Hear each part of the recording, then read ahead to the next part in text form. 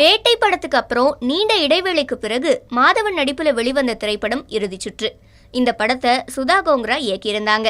வசூல் மற்றும் விமர்சனங்கள் ரீதியாகவும் ரசிகர்கள் கிட்ட நல்ல வரவேற்பு பெற்ற இந்த படத்துல மாதவனுக்கு ஜோடியா ரித்திகா சிங் நடிச்சிருந்தாங்க.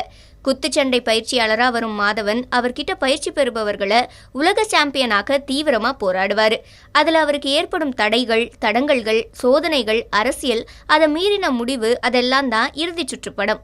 சந்தோஷ் நாராயணன் இசையில இந்த படத்துல வந்த எல்லா பாடல்களும் செம்ம ஹிட் ஆச்சு.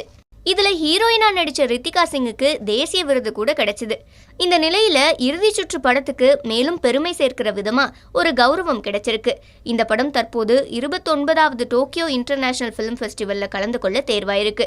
இந்த விழா அக்டோபர் 25ஆம் தேதி தொடங்கி நவம்பர் 3ஆம் தேதி வரை நடைபெறுமா. இதனால இறுதி சுற்று படக்குழுவினர்கள் எல்லாரும் ரொம்பவே உற்சாகத்துல இருக்காங்களாம்.